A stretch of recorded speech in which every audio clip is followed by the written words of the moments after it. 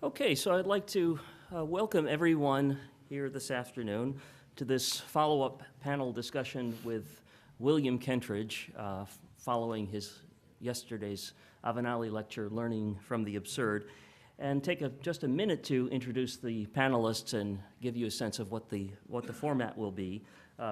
Joining William Kentridge, to his left, Mark Rosenthal, a curator at the Norton Museum and editor of the volume that some of you may have seen, and if you haven't, I strongly urge you to take a look and buy a copy, William Kentridge, 5 Themes, that accompanies the retrospective that's just gone up at SF MoMA.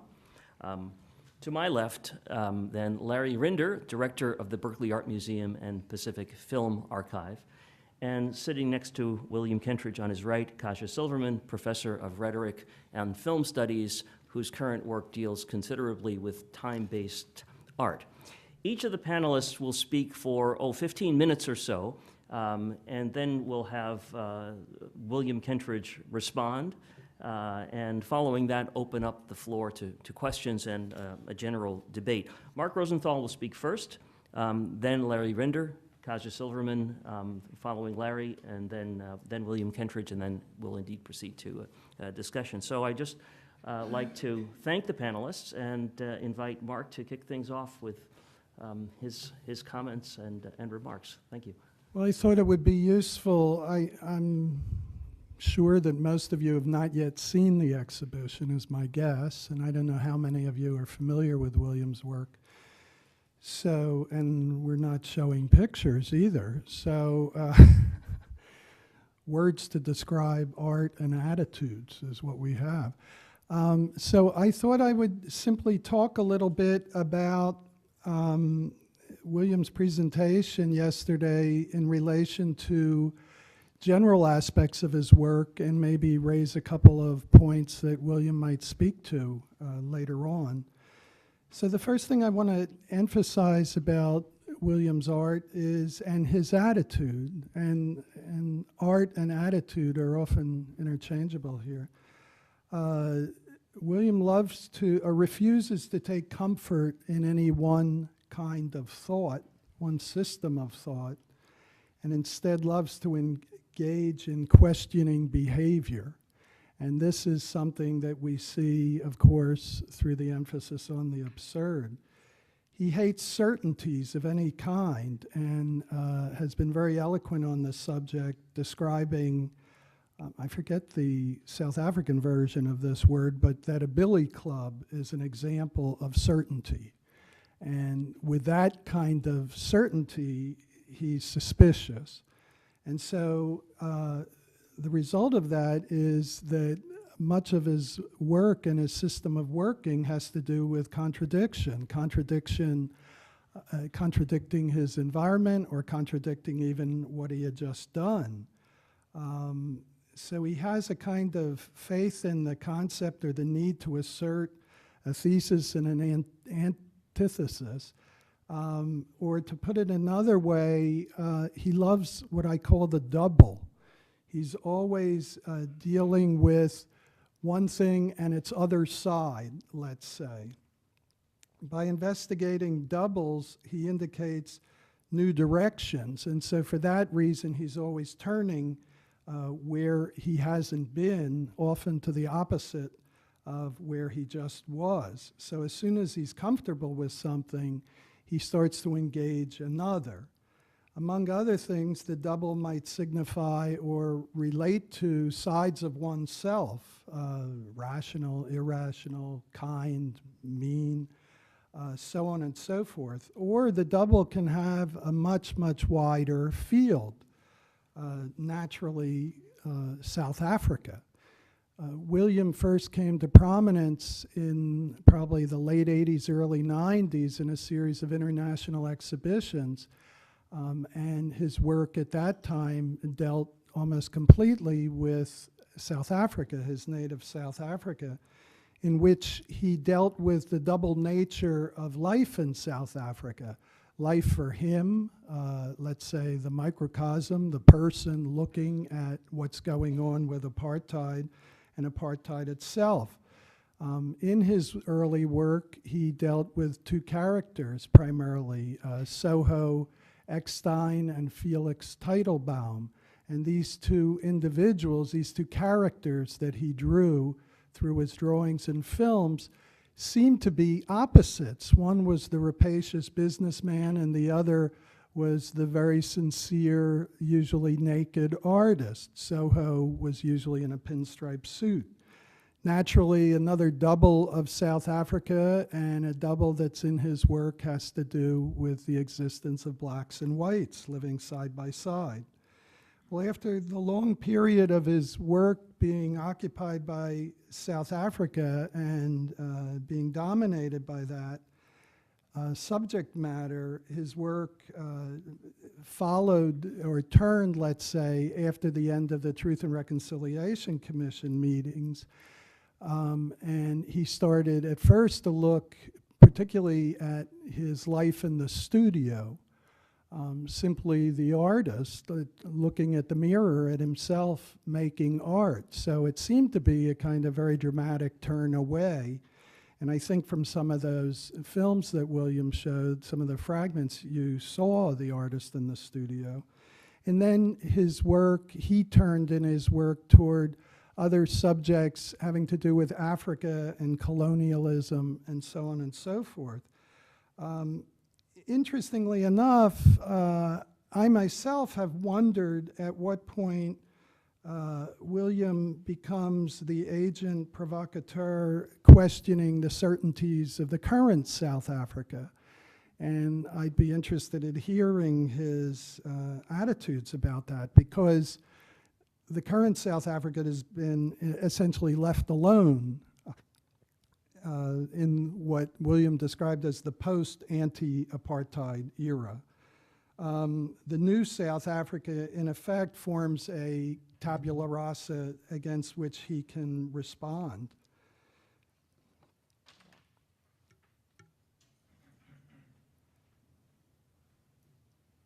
One of the most important subjects that you'll see in the exhibition of William's recent career is the opera The Magic Flute. And the Magic Flute has a lot of different associations, in part having to do with the Enlightenment and the Enlightenment in Germany. William did a number of fantastic works on the basis of the Magic Flute, and then started to react against the Enlightenment ideals that seem to be the basis of Mozart's thinking. And in a certain way, to my mind, the double of the Magic Flute has in fact become the nose. The opposite of all that rationality and enlightenment is the absurdity of the nose. And so absurdity has now entered the fore in his thinking. It's a time now for Gogol to re-enter the world stage, as it were, as well as Shostakovich. And the absurdity that William described yesterday, in typical fashion, he speaks of learning from something. He learns the flute is the title of one work. He learns about absurdity. There's a kind of rhetorical inquiry that goes on in the way William approaches these different subjects. But absurdity, of course, offers an alternate reality to the Enlightenment. And as William described last night, as opposed to coherence is disintegration, and the Magic Flute presents a very coherent worldview, and the nose presents a disintegrated worldview. Through absurdity, William allows himself to engage in anarchic or irrational behavior. Nothing is fixed in the absurd field. Enormous possibilities abound.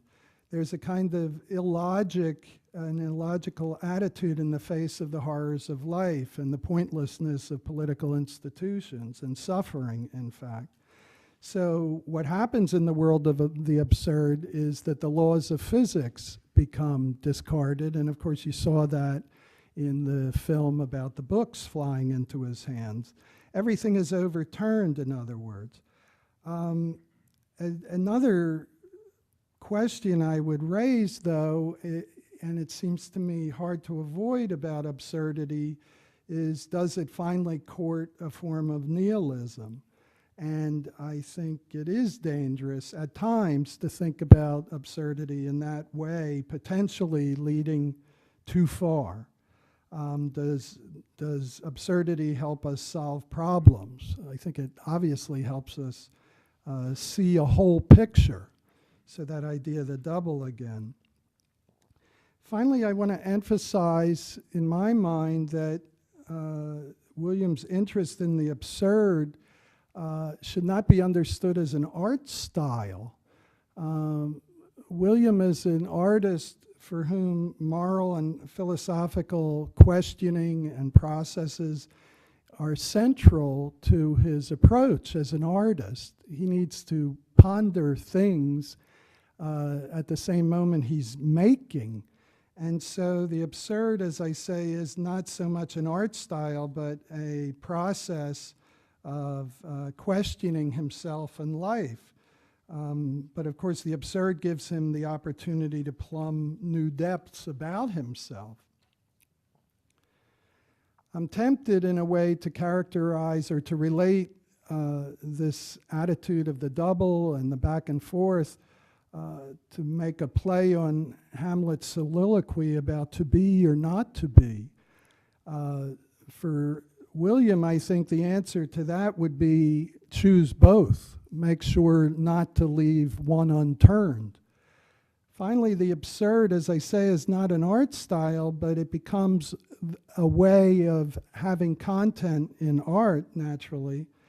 And so I think as a result of these qualities of absurdity, as you saw in the films that were shown yesterday, William's art becomes much more extravagant in welcoming all kinds of possibilities. It becomes more fabulous in terms of appearances, fantastic and fabulous. And there's a kind of generosity of spirit, a kind of democracy in this sort of approach to appearance. One notices at times in the piece at the San Francisco Museum called I Am Not the Horse Is Not Mine, a lot of humor and a kind of Charlie Chaplin-esque sort of approach to life. And of course, his work occurred at a very bleak time in history, but offered joy that countered suffering.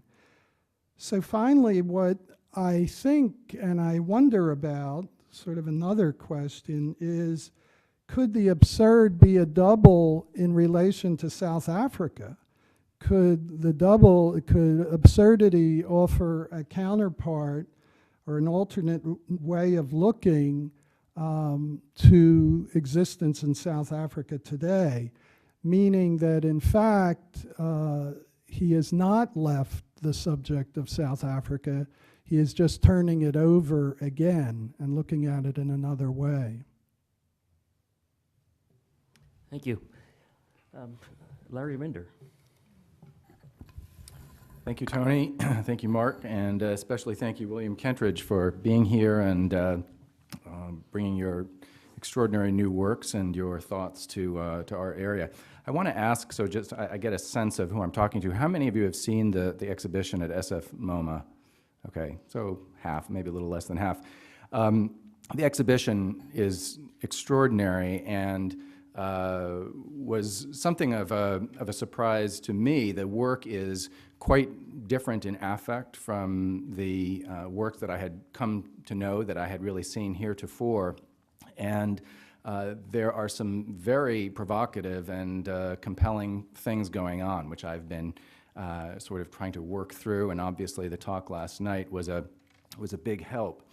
I think it's fair to say that the new works build on the foundation of the old ones. I mean, obviously there isn't an utter discontinuity, but the films, the sort of animated films that many of us know, particularly in the United States, the Soho Eckstein, Teitelbaum films, sort of sit behind this new work and support it in a way. There are some distinctive qualities to this earlier work that are both, I think, somewhat more foregrounded, but yet continue into the recent material, and specifically the degree to which they are original narratives, and that the development of these original narratives is through an intuitive, iterative process of drawing. And these narratives, the narrative of Eckstein and Teitelbaum specifically, balance the social and political history of South Africa and the personal emotional vectors of the main characters, which are understood, if not by William Kentridge, then by many critics to be Kentridge himself. So there is this kind of interweaving of these three primary characters, Soho, Teitelbaum, and Mrs. Soho Eckstein also. There's three of them, really, and a cat and some other things. So to some degree, Kentridge himself is present in this earlier work, and presumably in the new work. William Kentridge is the son of a prominent anti-apartheid lawyer and grew up, obviously, in a pariah apartheid state. But because of his family situation, he had an unusual degree of awareness of the internal contradictions of the world in which he lived. But despite this awareness and his family's engagement in certain modes of resistance, he no doubt benefited from the racial categories and their attendant benefits for the white middle class. And some critics have proposed that the Eckstein-Teitelbaum films are a sort of the journey of sort of internal reconciliation, you could say, of a white ruling class man, his possible doppelganger, his anima, perhaps. I mean, some constellation of being that is somehow William Kentridge himself, from the social pathology of apartheid towards self-knowledge and social reintegration. Kentridge's own statements and writings about this body of work emphasize its intuitive sources and his reliance on the discovery of themes and images through the creative process. That is, he continually foregrounds his practice as art, even despite its obvious political and social content. He's very careful to insist on his sort of his métier and his field of expertise. He's also stressed the importance of ambiguity in this body of work and the desire to forego explicit moral judgments and the embodiment of this suspended condition in the very imprecision of the visual form of erased and redrawn drawing he deploys. So there's sort of a natural match between the style and the form and the content. Interestingly, the current works, particularly the pieces based on the Magic Flute and the works based on the Shostakovich opera, The Nose, seem to be relatively more programmatic. That is, they depart from pre-existing texts or scores and reinterpret rather than develop their own narratives. So these are not, at least in an obvious way, Kentridge's own stories. He's borrowing others and adapting them, and has to fit his practice to some degree into a pre-existing program. As I said, one of the bodies of work, and as Mark has discussed, engages Mozart's opera, The Magic Flute, from 1791, a work that is both a celebration to the spirit of light and clarity, that is the essence of the Enlightenment, and at the same time relies a good deal on various sorts of mysticism and magical thinking. So the Magic Flute itself has quite a number of internal contradictions. Whatever one thinks of its themes, the Magic Flute is an undeniably beautiful piece of music. So it's disturbing to note the date and location of the production credit for the recording used in Kentridge's maquette version of this piece, that is at SF MoMA, performed at a German Staatsoper, and I didn't see whether it was Munich or Berlin, in 1937. Indeed, the Magic Flute was often performed under the swastika and under the baton of conductors favored by the Nazis, including Furtwängler, von Karajan, Clemens Krauss, all of whom struggled to some degree with their complicity in the Nazi state. Did any of them, I wonder, convince themselves that performing this masterpiece of the German Enlightenment was somehow an implicit critique of Nazism, that doing so would somehow lessen their personal guilt and culpability? Another pre-existing work that has inspired a number of Kentridge's recent creative manifestations is Gogol's The Nose. Mark referred to it, a short story from 1836. And as Kentridge described in yesterday's talk, this story has two primary themes, and I won't go into the explicit narrative, but the themes are the terror of hierarchy and the coherence and incoherence of the self. It's therefore quite remarkable that Shostakovich would have selected this text as the basis for his 1928 opera of the same title, just as the Soviet Union was descending into a hell of hierarchy in which no sense of self could survive the brutal absurdity of the state apparatus. Was Shostakovich implicitly critiquing the emerging Stalinist regime, or having fun with a pastiche of largely Western-derived avant-garde tropes, or both? Kentridge notes that Shostakovich survived Stalinism, though through various efforts at accommodation, including a reversion to more classical forms of composition, while many of his friends, such as Meyerhold, did not survive Stalin. In Kentridge's installation, and I think the title is I Am Not Me, I Am Not My Horse. Yeah, I Am Not Me, the horse is not mine, thank you, yes. Which is at SF MoMA, based on Kentridge's own staging of the Shostakovich opera. Kentridge incorporates transcripts from the show trial of Nikolai Bukharin, a high-level Soviet official who was purged and ultimately executed by Stalin's regime. This obviously was not part of the original Shostakovich or the Gogol, so this is an overlay. This is where Kentridge comes in. The transcript makes evident the incidence of, as Kentridge described last night, of several moments of laughter during this very serious trial on which Bukharin's life hung in balance. Both the exchange of the dialogue itself as well as the frequent interruptions of laughter give the proceedings a profoundly absurdist air.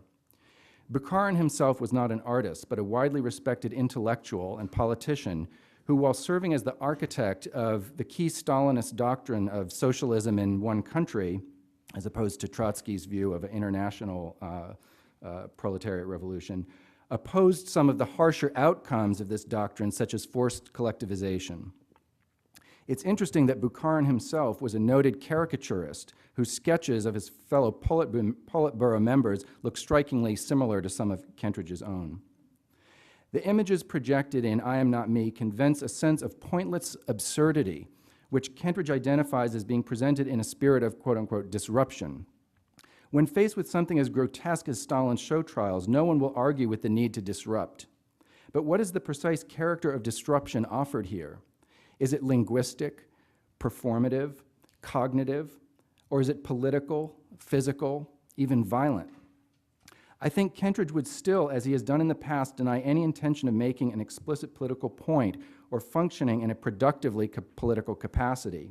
His perspective on art is too slippery for that. So then what is the point of his current work, of its direct engagement with the history of the Soviet Union and Nazi Germany? If absurdity characterizes these follies of mass dementia, what is the significance of mirroring this condition in art? In the speculative spirit of respondents, what I'm doing now, I'm going to hazard a thought of what is actually going on here and point to the force that coheres Kentridge's earlier Eckstein films with these more recent productions. It's a force that creates an implicit narrative coursing beneath the explicit narratives of the Mozart and Gogol-Shostakovich texts, and that force is guilt. Specifically, I see these works as deriving from what Freud would call unconscious guilt. That is, guilt that remains suppressed by the ego and transformed not into self-punishment, but into a pervasive melancholy and malaise. Further, this malaise is constituted specifically by what Erikson called identity diffusion, a breaking apart of individual subjectivity that is evident throughout Kentridge's work over the past 10 or 15 years. But rather than seeing this as some kind of strategic postmodern slippage that allows our artist hero to escape the self-deluded certainties of the enlightened subject, one can see this fragmentation as a quite painful embodiment of anxiety deriving from an unacceptably tragic site of personal, national, and cultural origin. Where the work holds my interest is not in the degree to which I can observe Kentridge playing out, however lyrically, the psychomechanics of his own personal guilt repression, but rather in the work's form as a frightening harbinger of the future to which we may all soon belong. In the audience last night, someone asked whether he would consider updating his work. Do they mean, I wondered, that since Obama is now president, can we dispense with cautionary tales of state pathology? In fact, with the world teetering on the edge of a depression, with unemployment skyrocketing, with religious fundamentalism on the rise, we'll be extremely lucky if we are not soon revisiting the types of absurd instances of state and culture that Kentridge's recent works explore. If nothing else, Kentridge rings an alarm. Thank you very much, Larry. Next, Kaja Silverman. Yes, so the first work I ever saw of William Kentridge's was Felix in Exile, and that must be about 10 years ago now. I was completely overwhelmed by it and became very assiduous in seeing any of his works that I was able to see, including these unbelievable tapestries that are unfortunately not represented in the magnificent exhibition at SF MoMA. Thanks to the Marion Goodman Gallery, I've been able to show some of the Soho and Felix works in my graduate class, installations, projections, and divagations. And we started with Felix in Exile. We did Felix in Exile, History of the Main Complaint, Weighing and Wanting, and Stereoscope. And we're all, my students are here, we're all deep inside the train of thought that began there. On Friday, I went to the exhibition and, like Larry, was surprised by some of the new directions, but also deeply interested in the metamorphoses of William's thought, the way it is clearly still the same mind, but where it's going and why it's going there, what is propelling the shifts. And I'm going to talk a little bit about the installations also, but I just want to say a couple of things about Soho and Felix first, which is, if you go into the room in which they're projected, they're treated as projections rather than installations. So the screen ends about 2 feet above the floor, which is a curatorial decision to mark a work as a projection rather than a film. But they're shown as a series, one after the other. And if you want, and that's kind of important because the whole question of whether things are shown in sequence or whether they're shown simultaneously or whether there's some kind of sedimentation, these are very big issues in William's work and also in the exhibition. At any rate, I was very struck by the fact that the earlier works, Felix and Soho works that I hadn't seen, were much more broadly caricatural, that the drawing was in a very much rougher, rough-hewn, almost savage style, and that the kind of psychic complexity that I associate with the work starting with Felix in Exile was not yet there. Some of the other things that I have come to see as leitmotifs in William Kentridge's work, such as Processions, begins to emerge in that sequence, and if you sit through it, you'll see so many things that emerge in later pieces in a transformed mode.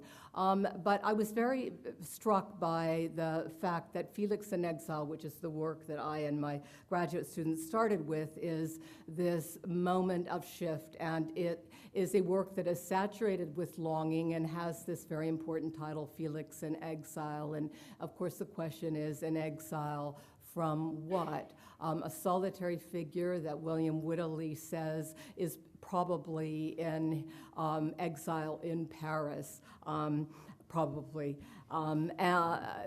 but who is a kind of prototype of the solitary, the male solitary, philosophical, aesthetic in orientation, associated with water, and water as a metaphor, signifier, at that moment in time, at least, for affective openness. But the question is, in exile from what? And both of the other panelists have spoken about these doppelganger, these two figures, Felix and Soho, and their relationship to their maker, to their creator. I think that the whole issue of the double needs to be subsumed under the rubric of splitting, because it's not just, it doesn't just take an anthropomorphic form. That is, to be a little clearer about what I mean, we could say Felix and Soho, but Felix in Exile is the last work in which Felix figures. Thereafter, that particular doubling ceases to exist, and in Felix in Exile, Nandi, an African woman, emerges as a kind of doppelganger for Felix, but both of those figures disappear, except that Nandi surfaces in stereoscope at one particular moment, now in relation to Soho. And so as the work morphs, we begin to think not just Felix, Soho, or in the Magic Flute work, light, darkness, reason, unreason, but also the private, the public, the psychic, the historical, and all of these things begin to be melded together. And I think the Truth and Reconciliation Commission is an extraordinarily important lodestar for a lot of this work. So just to move for one moment to the next work in the Felix and Soho series, which is called History of the Main Complaint, we have a figure who is got the pinstripe suit, which is the trademark of Soho, lying in bed, and the history of the main complaint is ostensibly the history of the main physical malady, a complaint in that sense of the word, but obviously the word complaint is doing other work as well. And he lies in bed while figures who seem to be spawned from him and who are also wearing pinstripe suits begin to collect and multiply around him with stethoscopes. And the film is doing this kind of astonishing work, which is taking the landscape of South Africa, which is a very important issue, and Felix, what an incredible slip of the tongue that was, in Kentridge's work, this preoccupation with the landscape that is erased and bears no marks, full of unmarked graves. In effect, yes, a tabula rasa, but underneath that, layer upon layer of abomination, of atrocity, and what to do about that. Do you dig down in order to expose and then mark it with an X or a circle, which happens often in the work, and Nandi is doing that in that work in Felix in Exile, or do you begin to address it through the Truth and Reconciliation Commission? If you begin to try to address it there, then the whole issue is, what are the models for that project, and what do they have to do with this figure lying in bed, unconscious, who's being probed with various medical technologies, but whose psyche, but who is remembering, who in effect is reliving the whole past that traumatically has given rise to this illness, which is both personal and collective, both historical and psychic, that can't be separated out. And so we have these different kinds of depth being mobilized. We have the landscape with its different strata. We have the drawing practice itself, which is built upon erasure, partial erasure, and overdrawing, the kind of depth model of the psyche that Freud gives us, medical technologies in their probing of the interior of the body. And all of these things are being mobilized together to talk about this project of South African history, and to quote Lenin, what is to be done? What is to be done? And of course, this history is finally not just South African history, but it's history in some larger sense. And so we have this this extraordinary phenomenon in that work whereby the remembering process on the part of the Soho figure, who's this industrialist and ostensibly has not been himself responsible for the violence that has been acted out on black bodies, but whose process of recollection leaves these marks on his own skeleture, as if to mark the spot at which something happened that left a trauma upon him that marks him and binds him in relation to that event in a way that cannot be undone. At a certain moment when he hits somebody in his recollection process with his car, he wakes up, and shortly thereafter we see him back at work with, he's larger than life. He has swallowed all of the versions of himself who were gathered around him with stethoscopes, and this larger than life figure, devouring figure, is back at work making money surrounded by his various money devices.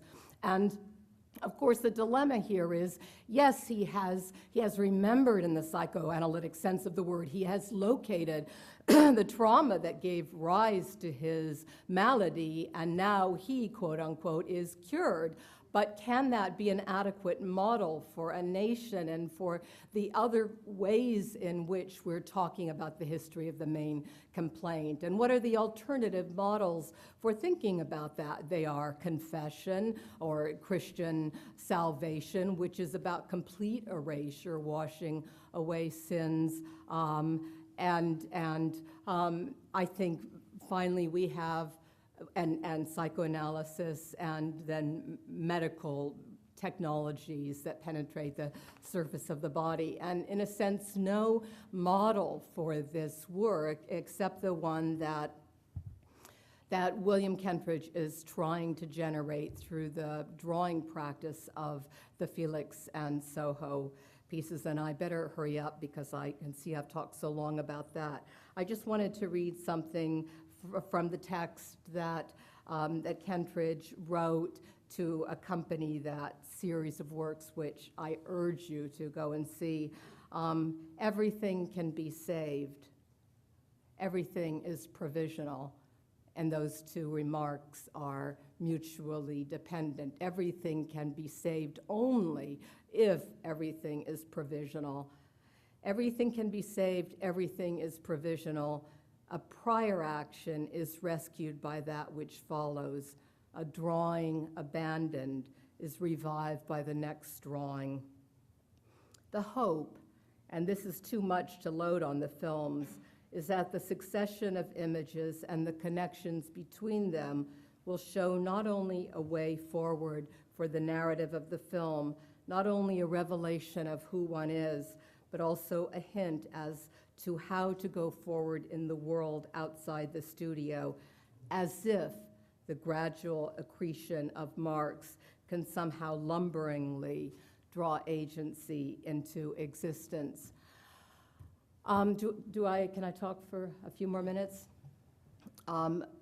So after the history of the main complaint, Kentridge made a work called Weighing and Wanting, which I haven't, I've read various things that have been written about the work, but they don't seem to represent the work to me, which seems to be once again revisiting this interface of psyche and history, but now in a sense from the opposite direction of history of the main complaint. So addressing the way in which the personal can be held responsible, or the psychic can be held responsible for the historical. And we see this quarreling couple and this very important moment in the work that I actually want to ask William about, in which the words, "Whose lap am I lying in?"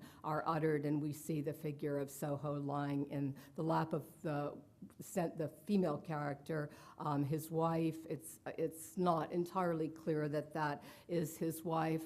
Of course, within psychoanalysis, the main complaint, to come back to that phrase, is usually the mother. History of the main complaint we could call psychoanalysis.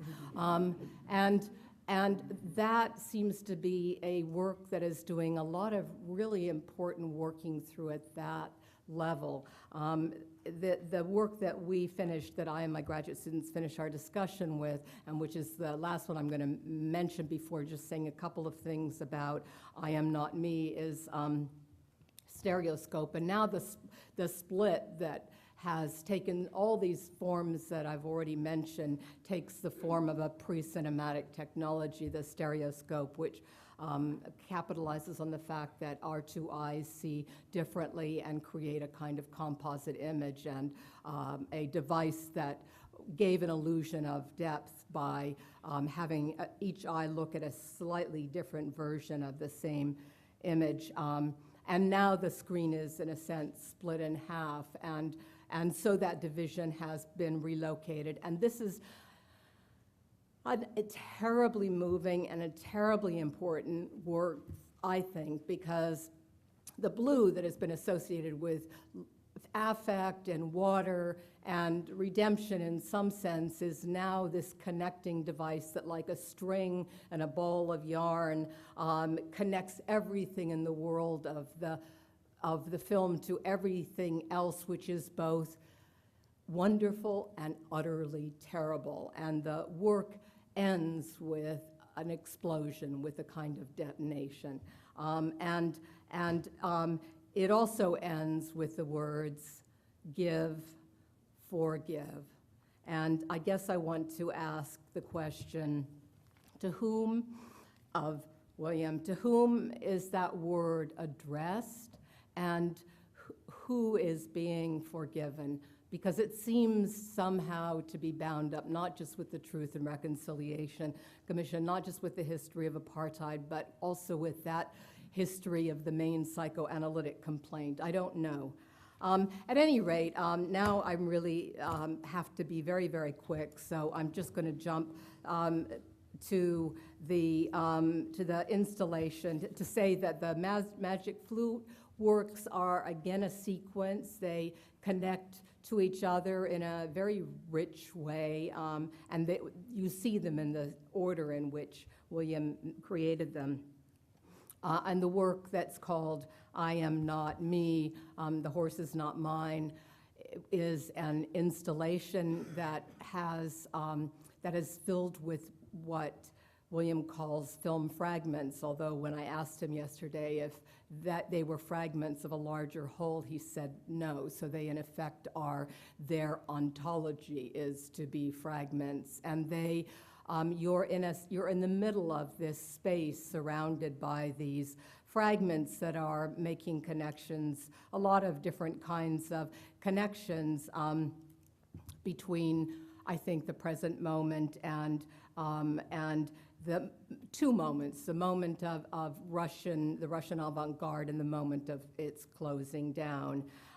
And so here's the question that I want to pose, which is a little bit of a long question, but then I'm going to stop. William says that the art that gives him pleasure and the greatest sense of well-being is Impressionism and Post-Impressionism, but that work represents a state of grace, but that this state of grace is inadmissible to him. And the word inadmissible is, again, a word that reverberates in a lot of ways. He's not admitted to it. He's not allowed to have it. And that he works not out of the space of hope, although that's kind of where he is when he says everything can be saved, everything is provisional. But in this other essay, he says that that state of grace is not possible for him because he works in the space where optimism is held in check and nihilism is kept at bay. And I think this space between the optimism that must be held in check and the nihilism that must be kept at bay gets located in different times and places in William's work, and it is kind of, it's one of the keys to understanding the work. So I think South Africa is that place for one moment. I think after I don't know where we would quite locate this moment before or after the first Democratic elections. At some point during the Truth and Reconciliation Commission, it ceases to have that status. And in the documentary that the Townsend showed last week, we see Kentridge saying Brazil feels that way to him at that moment in time. And of course, Méliès and the moon is yet another place he seems to go, which is why I'm wearing this jacket. Also, in honor of the Queen of the Night. He has to go all the way to the moon. He has to go all the way back to the beginning of cinema to find that space between optimism and nihilism. But most complexly, I think, is how it gets worked out in I am not me, the horse is not mine, which is to give us simultaneously the before and the moment of possibility, aesthetically speaking, avant-garde, Russian revolutionary avant-garde art, and in the same room and happening at the same time, the closing down, the Stalin purges, the end of possibility both within the aesthetic and the political domains. And that's this kind of stereoscope again, that we see these two things simultaneously, and there's optimism on the one side and there's nihilism on the other, and we in that room are in the space between those two things. I just wanted to say also that the shift, when the ball of yarn that connects everything to everything else in stereoscope explodes, there's a shift from an aesthetic of accretion to one of collage and assemblage. And I think the fragments in the I am not I room is part of what I'm talking about. He's working with forms of constructivism, of assemblage, of collage.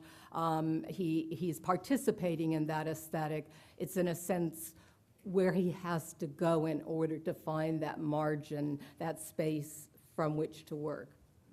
So this is a really extraordinary set of remarks that we have to deal with, both contextualizing and also interpreting and posing some, I think, really provocative and important questions. One of the things that strikes me about William Kentridge's work is that for an artist who is drawn to the importance of contradiction, uncertainty, doubt, doubling, and ambiguity, it is, as a body of work, incredibly articulate. As those of you who attended yesterday's talk will agree, he himself is also when he speaks. So I'm very, very eager to hear what he has to say in response to these comments. I don't know how familiar you all are to the great Rembrandt painting of the anatomy lesson of Dr. Tulp. Well, it feels very much like being in the middle of that painting, lying out here, and not 6 other Soho X-teen doctors peering around. But I feel a little like the figure saying, no, the anesthetic's not working. This is, it does feel quite sort of strange. I feel, well, I feel like kind of partly competent commentator on the work that is under discussion. I've forgotten a lot of the things I should remember about the work that was done. I want to go through different points of all the different members of the panel to go through them. Let's start with I am not me, the horse is not mine, which Mark was asking, what is kind of the nature of the fragmentation on it? And I must confess it kind of stopped me in my tracks, because I never actually thought, well, what is the piece about, or what does it mean? That's the form it evolved. That's the form it was divided up into. Over 2 years, material for the opera has been gathered, and this was one way of testing the material, seeing what it did. But there was a choice to either do a single coherent film, a record of the investigations into the nose, or a narrative story of the nose, or a group of archival fragments culled from different archives of the 1920s and 30s in Russia. But in the end, the form that evolved, not just evolved, but that felt completely right as it evolved, was this one of the multiple contradictory projections all in one space at the same time with one soundtrack. So you don't finish one and go to the next, they kind of all turn around you. And there's a moment in that, in the piece, which you have to watch for very carefully. It lasts for all of, I think, just under 2 seconds.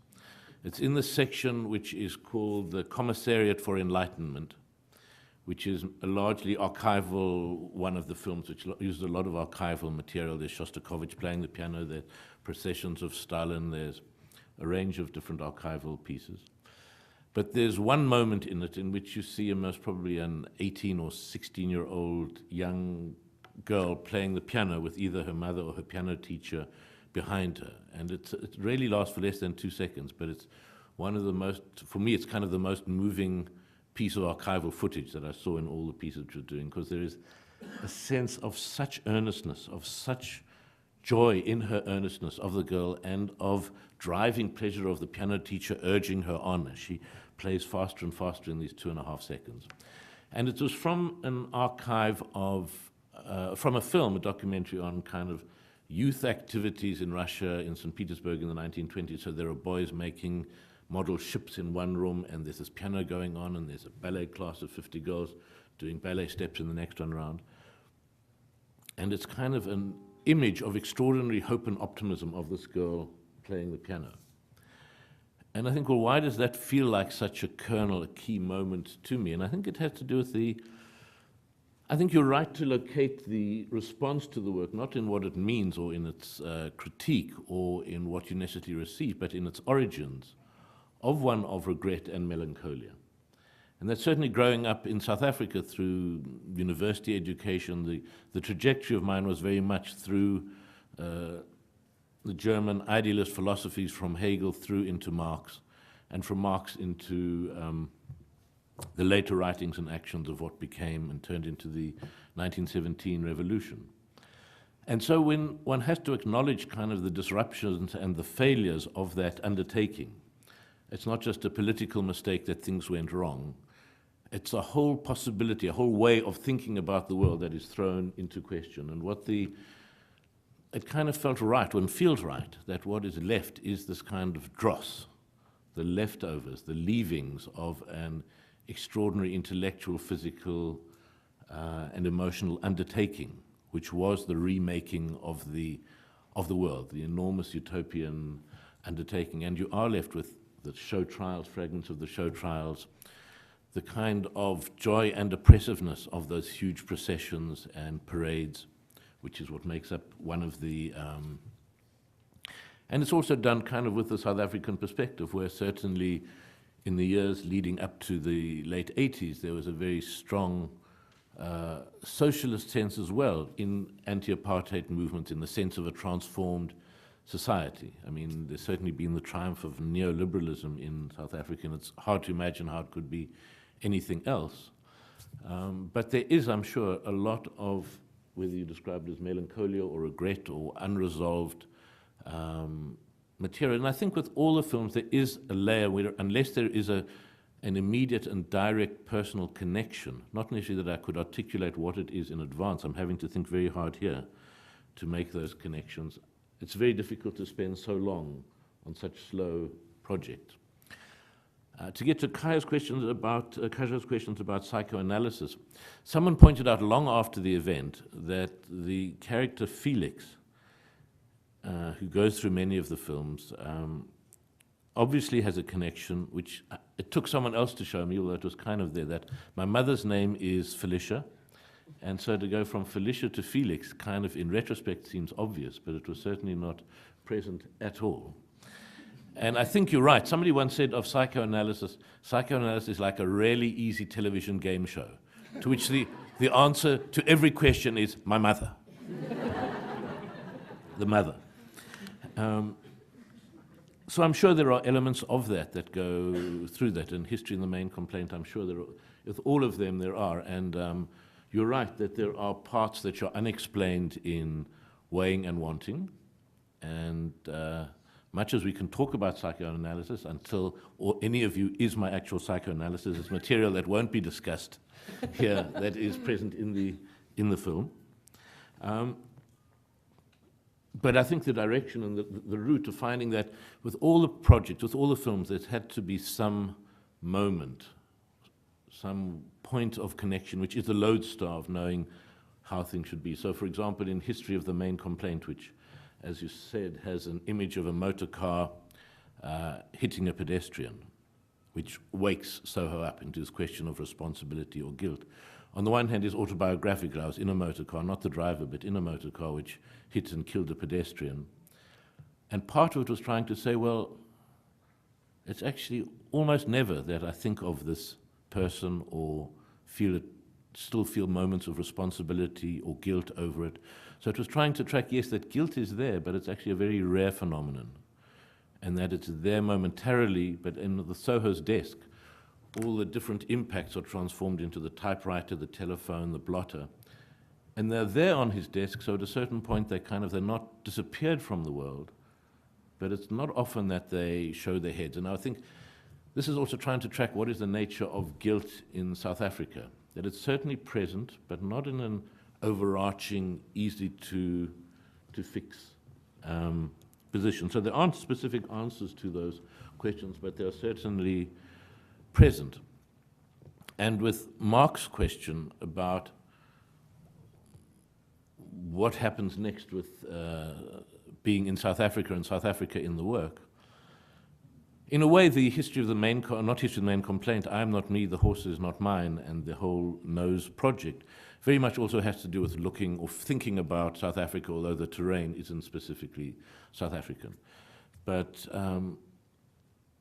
there is a new Soho Eckstein film, not yet on the drawing boards, but gestating. And it's very much, I mean, I know very specific buildings and corners and elements of Johannesburg that are going to be there, very clearly in it. What it's going to be saying about being in Johannesburg at the moment, I don't know. I tried for a long time to do a specifically Johannesburg project over the last few years, and it always came to a halt. It was too difficult to not kind of outthink myself, to try to work out where I felt. It's very difficult in South Africa at the moment to work out what is deep residual racism throughout the society. I mean, the given, an absolute given of South African life. It's not as if with the democratic elections in South Africa in 1994, racism and bigotry or awareness of race or changed behavior in the face of other people disappeared. It's absolutely still, as one can imagine, that's an extremely long-term goal.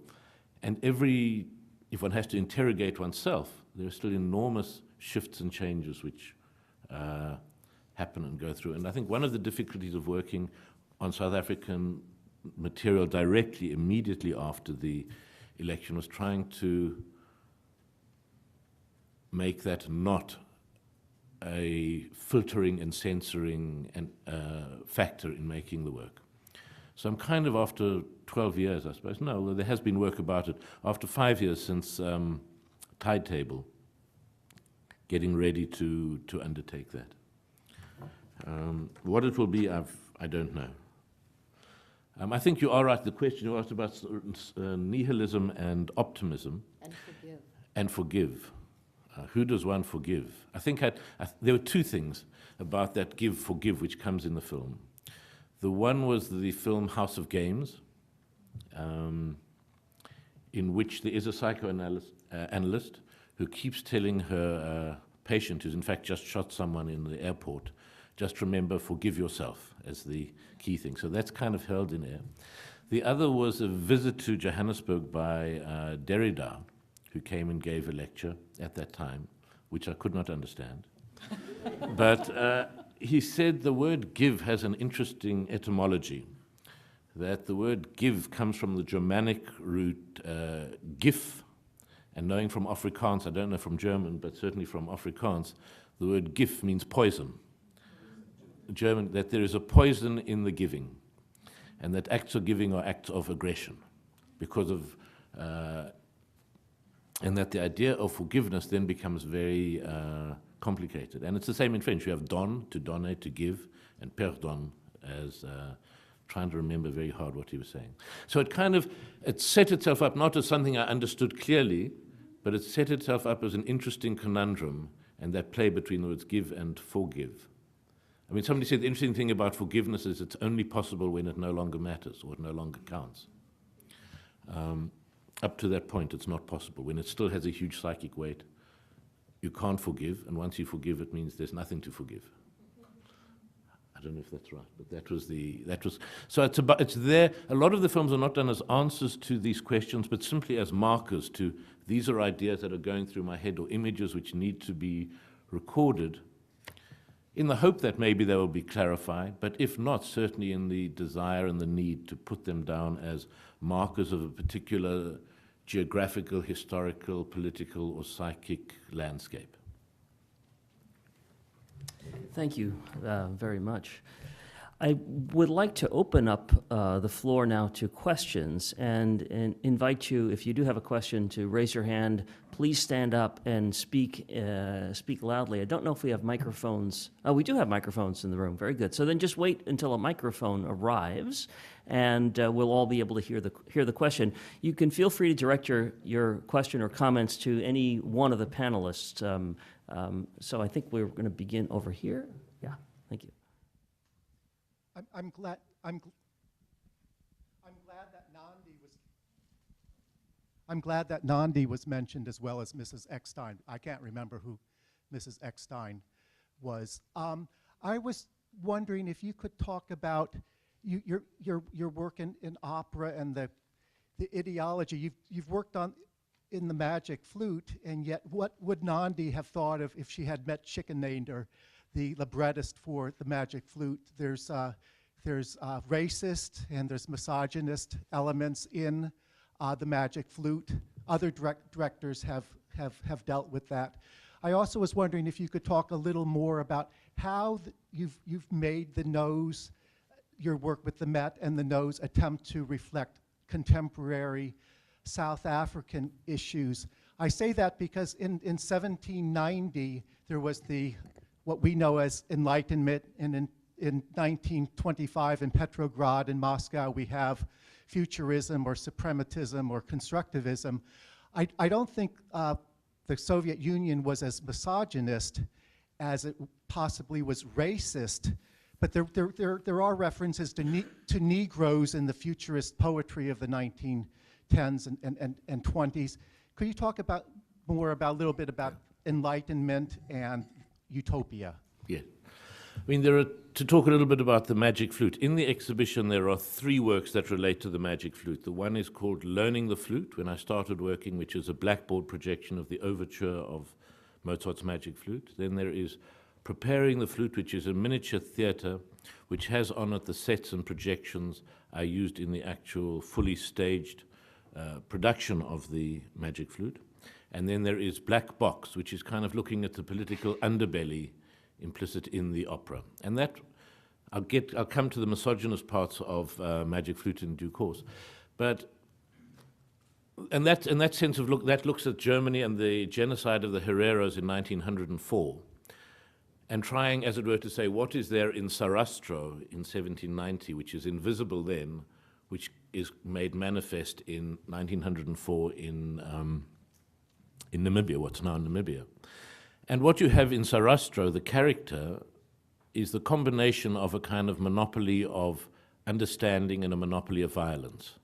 That he is both the wisest man, but also has complete control. So he can get his monostatos, his assistant, will be beaten for having done something wrong. He's just returned from the hunt. He's the enlightenment figure of all wisdom, and George Bernard Shaw said that if God sang, he would sing with the voice of Sarastro's music would be his. In Black Box, I've taken Sarastro's aria, and instead of it being sung in a very authoritative, deep bass that is very reassuring, those low notes, those low grumbling notes, it's played by a military brass band, and it's great music. It's a march, so it works fine with the brass band, and it's used in a scene of people being beaten in the piece, and it's kind of what is there, because obviously what one discovered, not just with Robespierre a little bit later, after 2 years after Mozart writes the opera, but certainly our history of the 20th century has been the unbelievably damaging combination of assumptions of knowledge and the force that goes with it. So that you've had either, whether it's Stalin in Russia or Hitler in Germany or the government in South Africa, or where it's been done on the basis of, in the whole colonial project, one of bringing light to the dark continent, the object of Mozart's opera, is obviously needs to be seen in a very different way. So that black box is a way of making explicit a lot of the things that were that are there, not what Mozart's writing about, but that are there in this very complex question of the trajectory of the Enlightenment, particularly as it left Europe and went into the rest of the world. In terms of there's an easy sort of 18th century misogyny and racism in the libretto of the opera. Although again, it's interesting. It's like, is the Merchant of Venice anti-Semitic, or in fact, when Shylock says, when you cut me, do I not bleed? Do I not have a heart? There's also a kind of a questioning of those assumptions. You have the same thing with Monostatos. Yes, there are ridicules of the slaves around him, and his music is, although Papageno's music in the scene is also kind of ridiculous. But with the women, it's more interesting, because on the one hand, there is the explicit question, the explicit story of Sarastro telling the Queen of the Night that she's not a fit mother for her daughter, and she needs a man to lead her through towards enlightenment. And there's a song the two priests sing, never touch a woman, the worst thing, they never trust a woman in your life. It's a bit like Rex Harrison.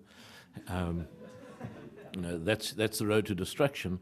But substantively in the opera, by far the most interesting music is given to the women. And in terms of the major heroic trajectory of the opera, you have Tamino, the young prince, going through his trials for enlightenment, and you have the journey of Pamina parallel to him going through. And within the opera are the two things. One is that Tamino simply has to follow instructions. That's all he has to do. Pamina herself actually has to undergo all these different trials. Her boyfriend won't speak to her. There are all sorts of things which there is no explanation of. And she simply has to survive them.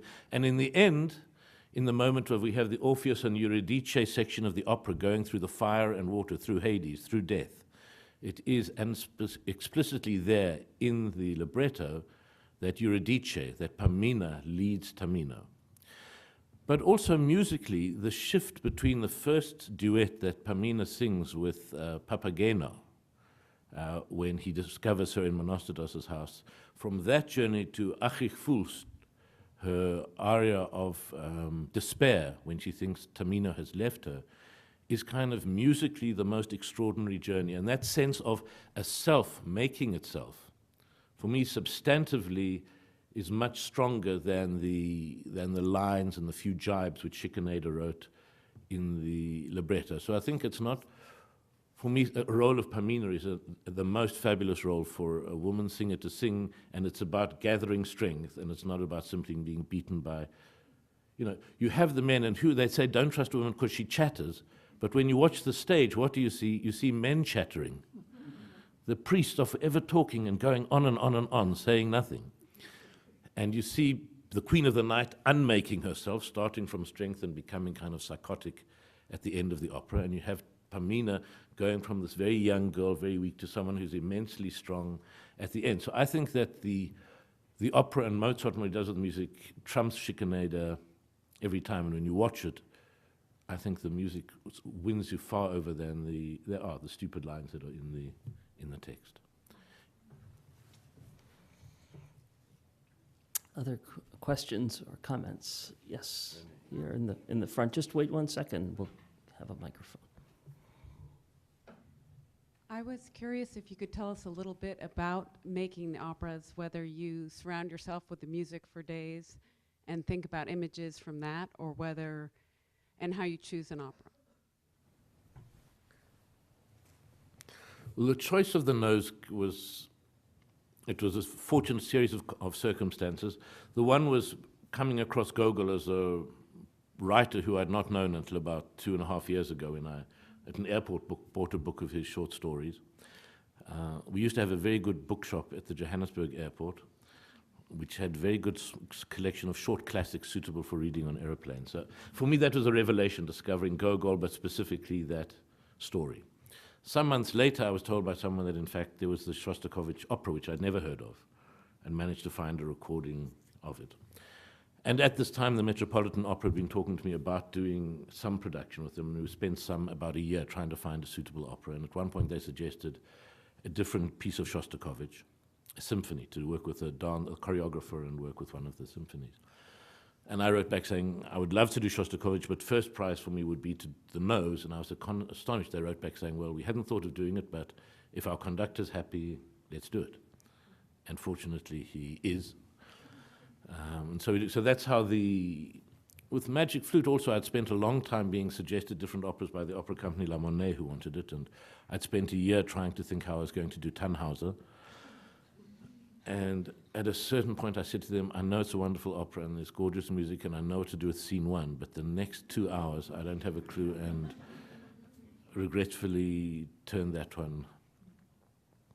I mean, I have a lot of anger and love of Wagner, and anger didn't seem in the end to be enough of an impulse to do an entire production. So they kind of were found that way. There's a lot of listening to the music.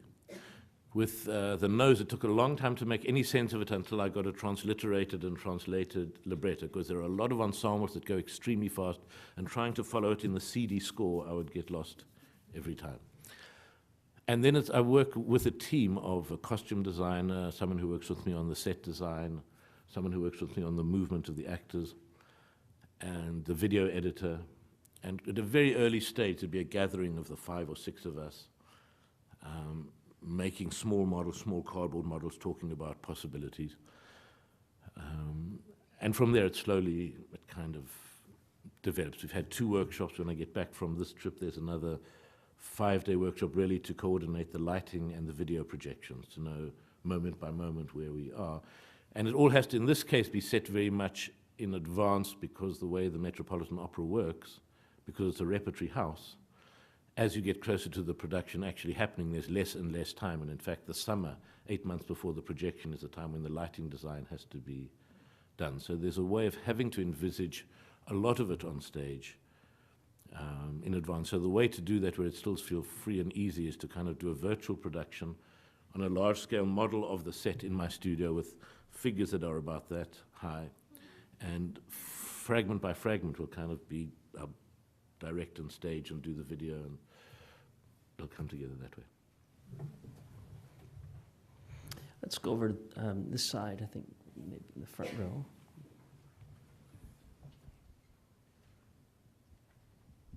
Thank you. Thank you very much for your comments, everybody. I have a 2-part question. One is, I was at the exhibit yesterday, and I was struck by the difference, sort of dissonance almost, between the beauty of some of the music and the brutality of some of the imagery.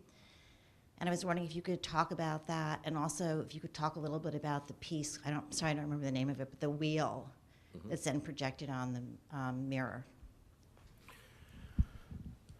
So to answer the second question first, there's an anamorphic projection in the exhibition, in which there is a projector suspended from the ceiling that projects down a circular image, and in the center of which is on a table, and the projection is about this diameter. In the center of the table is a cylindrical mirror about that size. And the drawings, which were photographs, so the projections which are projected, are completely distorted. But on the anamorphic, on the cylindrical mirror, they get corrected, so that in effect the screen is the mirror. And because it's a cylinder, it's a screen which doesn't have an end. Normally one associates absolutely with projections a very finite end of a frame. The frame is kind of one of the big units of anything that is projected, but this it doesn't. So you can keep walking all the way around it, and it keeps its way. And in fact, to stop people walking around it the whole way, I discovered early on that the key to it is that the images themselves turn. And then, of course, I realized, well, that means it's a carousel.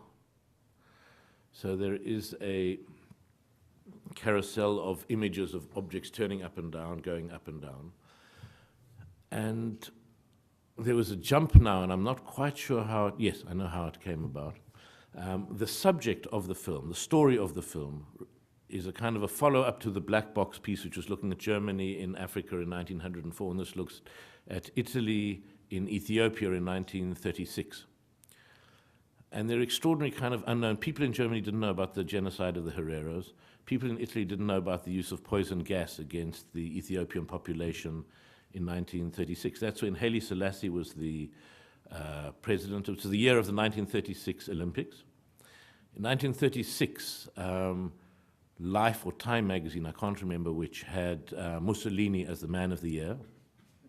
It had Jesse Owens, who'd won all his medals, as Negro of the Year, and also had a section on Haile Selassie as Negro Loser of the Year, I think was the term. Because his country was taken, he went to the League of Nations, but was unable to get it back until after the Second World War, when it was destroyed. So that was the material. In terms of the lively music and kind of distressing images, in this case of bombing of Ethiopian towns, and there's a very jaunty kind of fairground piece of music that is played, and throughout it you hear people screaming and things like that in the film. Those are all fairground screams. Those are people recorded on roller coasters. But the piece of music itself, which is really a foot-tapping piece of music, it's a piece of music on lots of Italian cell phones. You hear it walking around Rome and Florence, it's on. It was a great popular hit of the 1930s in Italy, late 30s, called Faccetta Nera, Little Blackface. And it's about the Italian army in Ethiopia. And the text, I can't get it entirely correct, but it is, oh, little blackface, we bring you a new kind of slavery, but it is the slavery of love. And soon you will have new laws and new ways of doing things, and soon you too will wear a black shirt, is the song.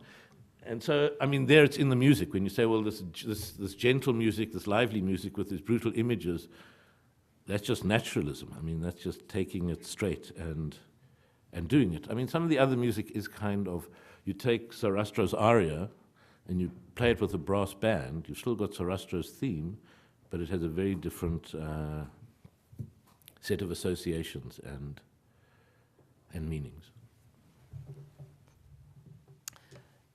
Yes, in the middle here, and this. Thank you. I have a question about the status of the absurd and the title of the lecture you gave yesterday, Learning from the Absurd. But it also relates in a way to the notion of warning in your work maybe, and about the understanding of thesis and antithesis as a double rather than maybe a dialectics. So my question came up yesterday in the end in one response to a question, and you referred to, you talked about the nose of Gogol, and you said that the fact for you is that reality is like this, in fact. So this reminded me of one American critical theorist who wrote in the aesthetic dimension the same thing about Kafka, but he was rather carefully of calling it the absurd, because when one makes the absurd to kind of a first principle, then it can very well be like the last instance of explanation, and one can probably miss the reasons for the absurdity in which reality appears to us. So I'm interested in the status of the absurd in your work, whether you are aware of the fact that it can quickly be some kind of naturalization, or it rather pertains to the social, some kind of social absurd. Okay, I mean, that's an easy one to answer. The work was done, the films are made. When the catalogue was being written and the exhibition, I kind of had to find a title for that section. So the absurd is kind of, the learning from the absurd was the title of a lecture and the title of a section of the catalogue. But I've never really thought, well, is this actually about specifically, it stands in as a word to represent kind of work that flies in the face of ordinary naturalism.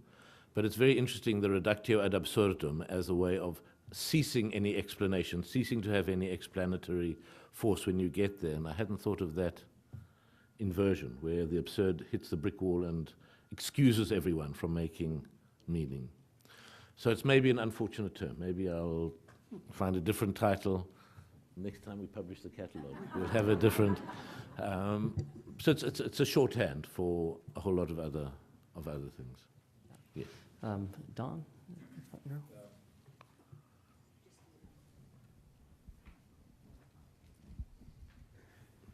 In science, we use the absurd a lot, and we call it a paradox. And the idea is to try to make a prediction which is provably wrong, and then that leads to a new idea. And so it's an extremely productive thing to look for absurdities. I mean, it's also, one must always remember the Queen of Hearts. When Alice, who was coming from the same debate in Alice Through the Looking Glass, says, well, the Queen's logic doesn't work because it's impossible. The Queen says she makes a point of thinking of 6 impossible things before breakfast every day.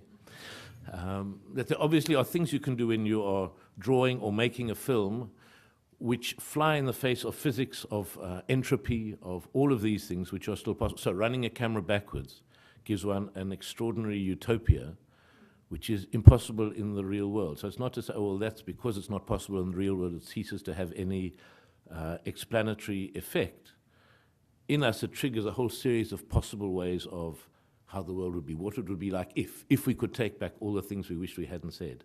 You kind of do that in the film. So I think there are ways in which a strict absurdity and absurdity as a glimpse of a different way of thinking aren't identical. Physics also, we tried running the camera backwards, and it's called time reversal invariance. That is, does it still work if you make a movie of a ping pong game or of a billiard game and run it backwards? Does it still look plausible? And the answer is yes for some things and not for others. And in biology, in general, you can't run it backwards. If somebody walks down the street, you know that it's wrong if you run it backwards. But for the billiard game, it does work if you run it backwards. Now, I made a film using ants, training ants to make drawings. And that was an interesting about what happens and how quickly ants learn. That I'd made a series of drawings which I did with sugar water, and that we had an infestation of ants in the studio. And I discovered that, in fact, if you leave the sugar drawing there for a few hours, the ants gradually find it and come and fill. And so instead of just a white sheet of paper with this white sugar water, you have a black line or a thick black line where all the ants are drinking the sugar. And it takes a long time to get them to all and send them messages and call the other people in. And when you look at it close up, they're like cars parked in a parking lot. They all line up parallel to each other and drink it. But it's very boring to watch the ants doing this. It's 20 minutes for them to finally learn to write the letter A or something like that. But of course, if you clap your hands or do that, they all scatter. So then if you do 2 things, you set it in reverse, you play it in reverse, and you slow it down slightly, then you have what looks like ants are running around all over the place. And then you snap your finger and zoom, they all run and make the drawing, and they're extremely kind of well trained. And you can, on cue, they will make different constellations and images. So you're right that there are some biological things that don't look the same forwards and backwards, and I suppose it's in that gap that there's lots to be done in the studio rather than the laboratory. But I've also done a number of pieces with confetti animation, when you have torn pieces of paper which are dropped, and if you magnetize them the right way, they fall into the exact position and make an image. But of course, the only way really to do it is to make the image and then blow them all up, and in reverse, they will all randomly fall, but by chance, fall into the right position. It's like if also the conundrum of monkeys and Shakespeare. If you gave a monkey, and how many monkeys, how many millions of years to write the works of Shakespeare, but if you put them on a computer with the works of Shakespeare, and every key is simply delete a letter key, and let them loose, and then played it the other way, you'd be astonished how quickly they would rewrite the whole world's works of Shakespeare. A bit of magic there. Mark? Yes. Yeah. I had a question on technique. You draw, obviously, and you make films based on drawings. In this day and age with computer, you could make things very, very seamless, right? Computer animation. And yet there's something in almost all the films that shows its facture. There's still the gesture there. Why do you choose other than you draw? I mean, the thing about computer animation, which is possible, and I spent the morning at Pixar, so I had a small sense of it, is that it is unbelievably cumbersome and slow, and time-consuming and slower than any other form of, and more labor-intensive than other forms of animation. And to see the animators in their little rooms, their different rooms at Pixar, 200 people spending 4 years to make one film, one understands computer animation as a contemporary form of illuminating manuscripts. 200 people each filling in one capital letter over months that gradually will accumulate into a book of hours that will be put for big distribution. We'll all see that book of hours. But you have to think in such slow motion that it would be intolerable. Even though it's, and you also do need a team of people when you're working with that kind of, yeah. No, that's why, because you can do it as fast as you can think, you can kind of be changing and adjusting things. And also the way I work is that it's important to make a space for not knowing what I'm doing. If you've got a team of 50 people working or 200 people working, you are constantly working with planning and sequencing. And so the first thing you do is you make the whole film in the first month. The whole film is made on pieces of paper and shot, and then you've got 4 years executing, and for me that's also killing the plan and the design. Whereas if there's no one else in the studio, I can spend 2 days not knowing what the hell I'm doing, or images can emerge which are going to get abandoned, and I don't have to give an explanation of why something is there in advance. And I think temperamentally, for me, that's a very important way of enabling the films to be made. Maybe if I could just chime in with a bit of a follow-up. If I understand the account of the technique in the stop animation films that's presented in the SF MoMA literature currently, it's a very, very slow, tedious process in which you make a drawing and take a picture of the drawing. And I think it says you will accrue something like a quarter of a second after 30 minutes of work. And I mean, that's a very slow process to make a 15-minute film. It is a slow. It is a slow process, and there's some techniques which do take many months to make a short film. And by nature, I'm not patient, but there's something deeply satisfying about the walk between the camera and the drawing, the constant walk between the camera and the drawing, that makes it much easier to spend many hours doing that than it would be possible for me to spend just doing a straight drawing. Concentration expands. The way of seeing the work changes with that movement between the camera and the drawing. There's also a kind of transformation of activity into quantity.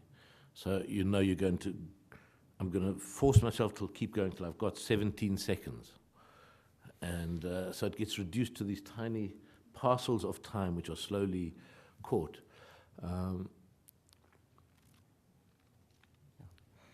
Other questions? Yeah.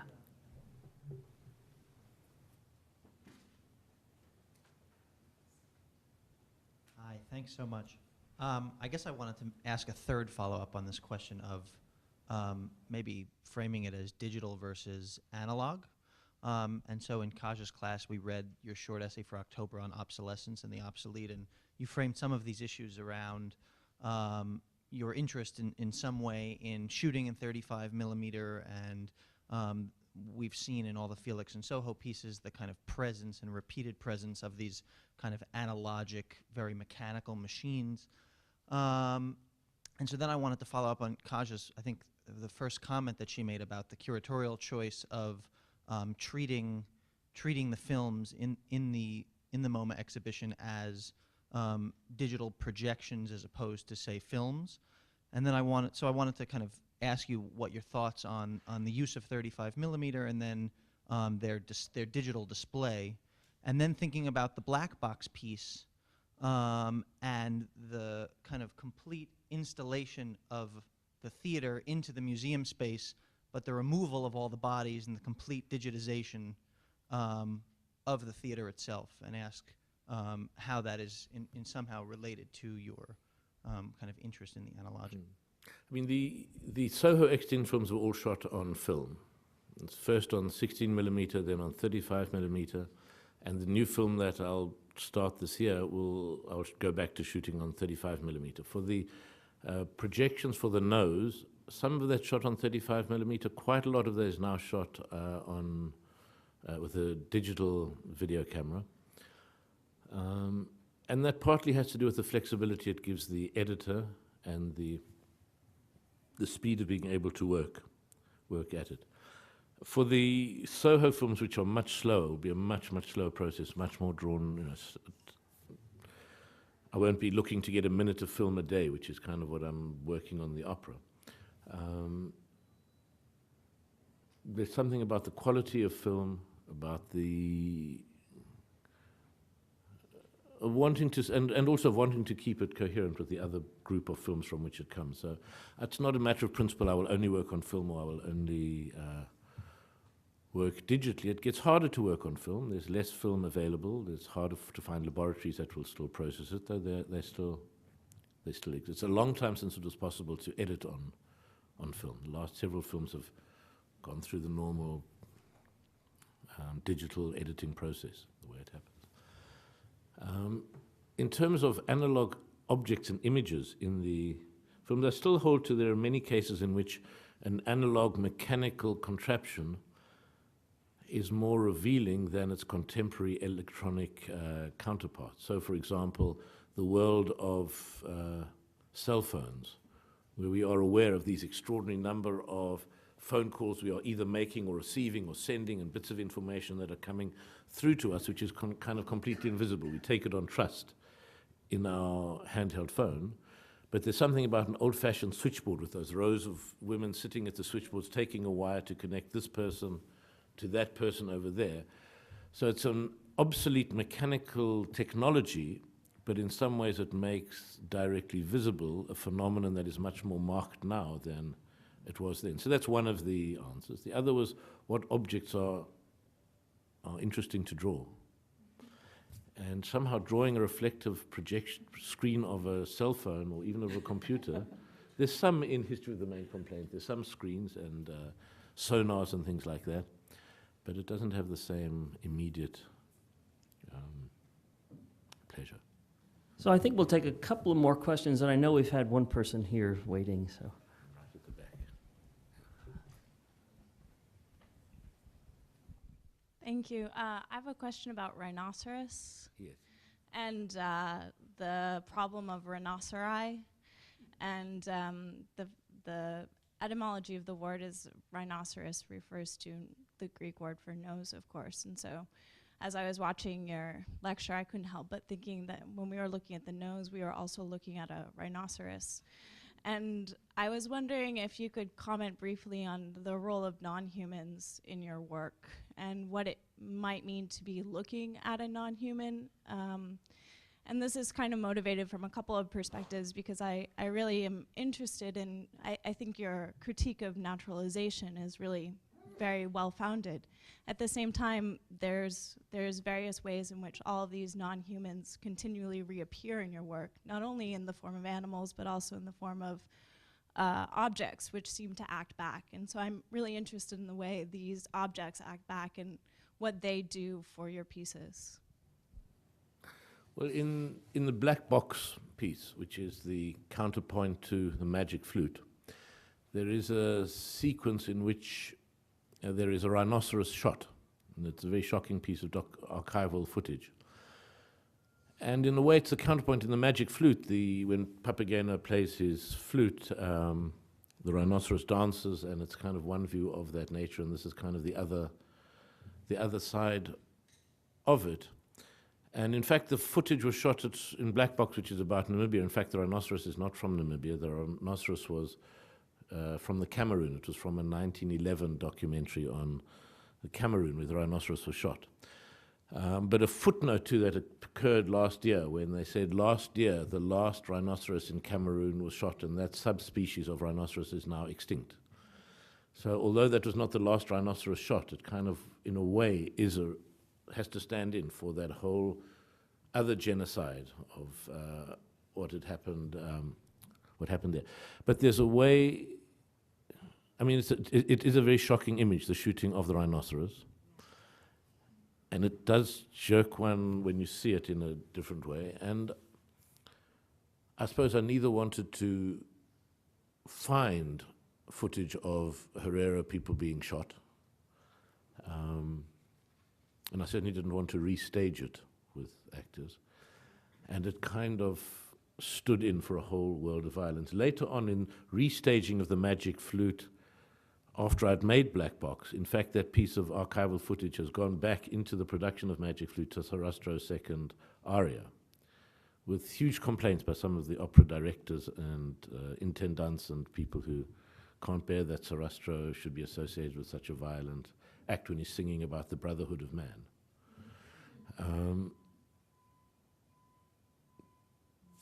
But I mean, as someone else mentioned earlier, the recording that I used was a recording of the Magic Flute being done in Berlin in 1937, where the Brotherhood of Man being sung in that city at that time also had very particular perversions to it. So I thought, well, Sarastro's asked for it, so to speak. Let's take a question way in the back on this side, and then I think we'll take one last question after that before we wrap up. Yes, thank you once again. It kind of fits actually what I want to ask, because the first time I saw your art in Berlin, I think it had to do with the rhinoceros, and I remember being very, it was kind of seeing like a magic show that I hadn't seen before, in a very, it was very beautiful to me, but there was also a moment where I got very mad at you. I mean, I didn't know you, and just, you know, how a spectator can get mad at the artist, because there was also very a very brutal part in it, something very, very, maybe not aggressive but brutal, and I couldn't get together how you could do something so beautiful and so brutal at the same time. So I mean, this is some years ago, and I have learned now how this goes together on various levels, but I was wondering about the I guess the role of brutality, how you can deal with that or not, because yesterday you said at the end that when the nose gets shot 3 times, it's just, that's also the absurd of the world, I guess, and that's how it is. So, I mean, it is absurd to make confetti, put it in its place, and that's something beautiful and absurd, but I think it's also very absurd about the how the world is organized and how brutal everything is. So I'm wondering how you deal with that, or whether that is an active part in when you're working. Okay, I think in fact that's the rhinoceros you're referring to in Berlin. One of the rhinoceroses in Berlin was in a puppet production of Wojciech, in which there is a sequence in which in the fairground there is a performing horse. And we made the production in South Africa, so instead of a performing horse, we had a performing rhinoceros that does in fact get shot also in that film. And only ages after The Magic Flute and Black Box was finished, somebody pointed out to me that this rhinoceros, in fact it was when we were reviving Wojciech, and the scene suddenly happened in front of me of the show that I directed years ago, that the rhinoceros got shot again. I kind of got completely shocked by thinking, I thought I was doing something new, but here I was repeating the same action and image. I mean, I think there's a question of, is dealing or depicting this extreme violence about being disconnected from it? And I think when you spend a long time making the particular work, I mean, here one would spend a day trying to work out with this wooden puppet of a rhinoceros, how's it meant to react when it pulls a string and shoots itself in the head. So that's a practical thing. You stand over here, now I've got to get my hand under you to get to the front of the rhinoceros and turn it around. It becomes reduced to a series of technical, formal questions. But the hope or the task is to try to still get kind of the shockingness of violence as when you first see it, which has to say going to the first time one becomes aware of adult violence in the world, which for me was either having to do with Sharpeville or later on seeing photographs of the Holocaust, the first time that one sees and understands the world is made up of adult brutality, is kind of the baseline that the work tries to go back to. Last question. Yes, here. Hi, thank you so much for sharing your work. I'm in Kaja's class. I'm also in the art practice program as a graduate student, and I'm a painter, and I just recently did my first video. And I was wondering if you could talk about your early art career and your relationship to painting. And as a second part, a really easy question I ask a lot of artists is what you did to support yourself before you could support yourself through art. Okay, to do the to answer the second part first, I taught etching at the etching school where I had learned it. Learned for 6 weeks and then had to teach it. It was a very small school. And then I had an exhibition of those etchings and kind of survived on that for some months and then gave everything up. I went to theatre school to become an actor. I came back and worked in the film industry, carrying furniture as a props person for years in South Africa. And after about a break of about 3 years, went back into my studio, supporting myself on the work in the film industry. And at a certain point, I decided the film industry was so terrible that much as I couldn't really face being back in the studio, it was going to be less terrible than waking up in a sweat in the middle of the night as to whether I had the 1922 matchbox we needed for the scene the next day. And then had an exhibition of drawings and said, well, I'll see how long I can survive on those drawings, on the proceeds of those drawings before I go back into the coal mines of the South African film industry. And since then, fortunately, I haven't had to go back into the coal mines of the film industry, but that was always the threat over me. The second point about doing painting, at the art school in the 1970s, when I was there, very much you progressed from drawing as a minor art form to painting on canvases as what real artists did. I mean, it was the era of Jules Zalitsky and Larry Poons and American New York color field painting and Richard Diebenkorn on this side of the country. That was what real artists did. I mean, there were crazy people who did honey pumps in Documenta and piles of bricks in the Tate that seemed as ridiculous in South Africa as they seemed to any sort of pulp journalist anywhere else. So, but try as I might, I was really, and am not, and can't deal with wet paint and with color. And it was an enormous relief when I started doing etchings, and from that drawings, and I told myself, yes, in due course I will get to painting, but in the meantime I'm just going to keep drawing till I'm ready. And it's a bit like the return to the film industry. That's still a threat or a promise that one day I will get to. And I do have some friends who teach painting, and one summer they said, no, come to their art school and they were going to teach me to paint. And I was quite a good student, and I sometimes think I could have a good hobby as a Sunday painter. But it feels a completely other activity. I keep on thinking, the question is always, oh, well, does this picture look nice? And that's not a basis on which to be an artist. And the great relief of drawing was that kind of ceased to be the question. That was the... I want to thank all the panelists, Mark, Kaja, Larry, and William Kentridge. Thank you.